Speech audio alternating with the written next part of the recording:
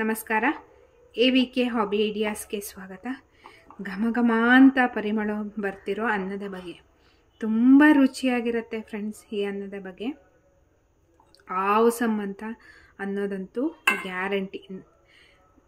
ನಾಲಿಗೆಗೆ ಒಂಥರ ಘಮ್ ಅಂತ ಪರಿಮಳದ ಜೊತೆಗೆ ಒಳ್ಳೆ ಕಿಕ್ ಕೊಡುತ್ತೆ.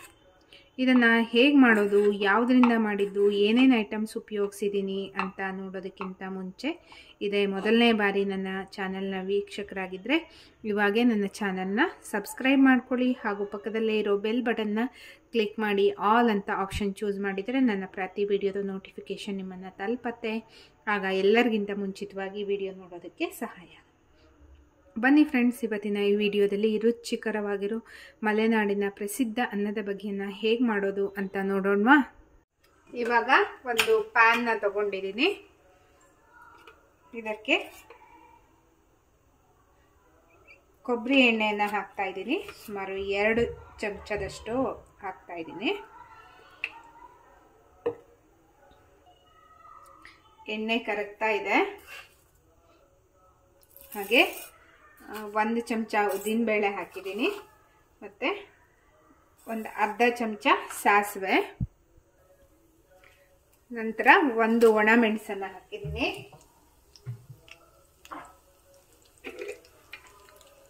ನೆಕ್ಸ್ಟು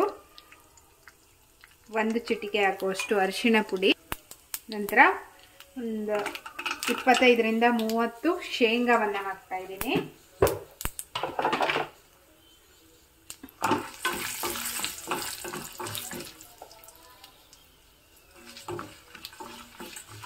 ಈಗ ಕರಿಬೇವಿನ ಸೊಪ್ಪು,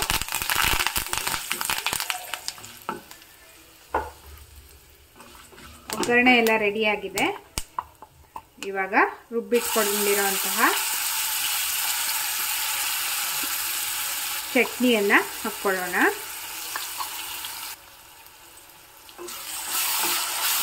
ಚೆನ್ನಾಗಿ ಒಮ್ಮೆ ಮಿಕ್ಸ್ ಮಾಡ್ಕೋಬೇಕು. ಅಂದರೆ ಹಸಿ ತೆಂಗಿನಕಾಯಿ ಮತ್ತು ಹಸಿಯ ದೊಡ್ಡಪತ್ರೆ ಸೊಪ್ಪನ್ನು ಹಾಕಿರೋದ್ರಿಂದ ಸ್ವಲ್ಪ ಬಾಡಿಸ್ಕೋಬೇಕು.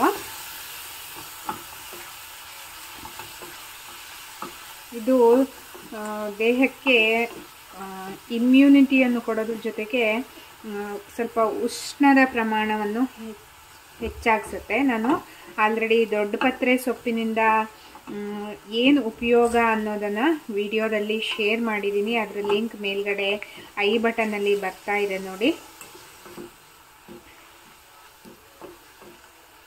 ಇವಾಗ ಚೆನ್ನಾಗಿ ಫ್ರೈ ಆಗಿದೆ.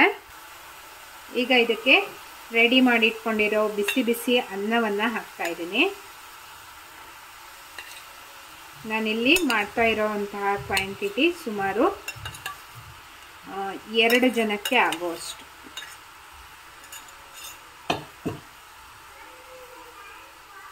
ಇವಾಗ ರುಚಿಗೆ ತಕ್ಕಷ್ಟು ಉಪ್ಪು,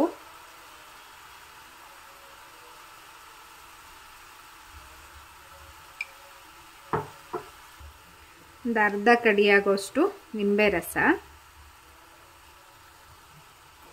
ಈಗ ಎಲ್ಲವನ್ನು ಚೆನ್ನಾಗಿ ಮಿಕ್ಸ್ ಮಾಡ್ಕೊಳ್ಳೋಣ. ಘಮ ಘಮ ಅಂತ ಪರಿಮಳ ಬರ್ತಾ ಇದೆ.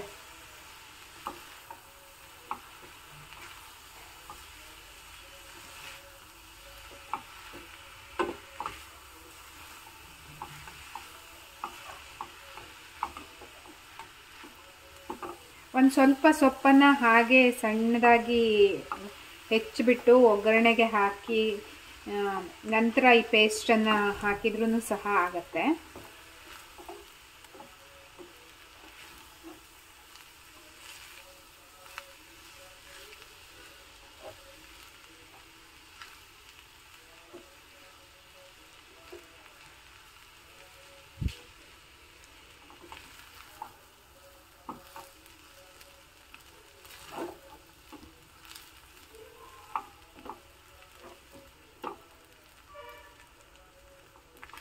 ಇದಕ್ಕೆ ಕೊತ್ತಂಬರಿ ಸೊಪ್ಪೆಲ್ಲ ಹಾಕೋದೇನೂ ಅವಶ್ಯಕತೆ ಇರೋಲ್ಲ. ಇಷ್ಟೇ, ಅಂದರೆ ಕೊತ್ತಂಬರಿ ಸೊಪ್ಪು ಹಾಕಿದರೆ ಈ ದೊಡ್ಡಪತ್ರೆ ಸೊಪ್ಪಿನ ಪರಿಮಳ ಇರೋದಿಲ್ಲ. ಹಾಗಾಗಿ ಕೊತ್ತಂಬರಿ ಸೊಪ್ಪಿನ ಅವಶ್ಯಕತೆ ಇಲ್ಲ.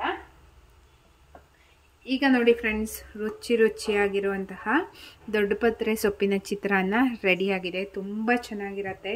ಅದರಲ್ಲೂ ಈ ಮಳೆಗಾಲಕ್ಕೆ ಮತ್ತು ಚಳಿ ಇದ್ದಾಗೆಲ್ಲ ಈ ರೀತಿಯ ಮಾಡಿಕೊಂಡು ತಿಂದರೆ ದೇಹಕ್ಕೆ ಒಂಥರ ಪುಷ್ಟಿಯನ್ನು ಕೊಡುತ್ತೆ. ಇವತ್ತಿನ ಈ ವಿಡಿಯೋ ನಿಮಗೆಲ್ಲ ಇಷ್ಟ ಆಗಿದೆ ಅಂತ ಅಂದ್ಕೊಂಡಿದ್ದೀನಿ. ಇದು ಮಲೆನಾಡಿನ ತುಂಬಾ ಫೇಮಸ್ ಆಗಿರುವಂತಹ ಅನ್ನದ ಪದಾರ್ಥ.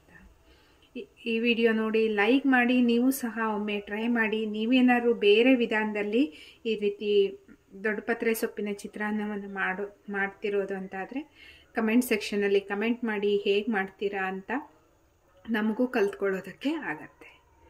ನಿಮ್ಮ ಫ್ರೆಂಡ್ಸ್ ಆ್ಯಂಡ್ ಫ್ಯಾಮಿಲಿ ಎಲ್ರಿಗೂ ಈ ವಿಡಿಯೋನ ಶೇರ್ ಮಾಡಿ ಅಂತ ಹೇಳ್ತಾ, ಮತ್ತೆ ಒಂದು ಹೊಸ ವಿಡಿಯೋದೊಂದಿಗೆ ಭೇಟಿಯಾಗೋಣ. Until then, take care, bye. Thank you for watching friends.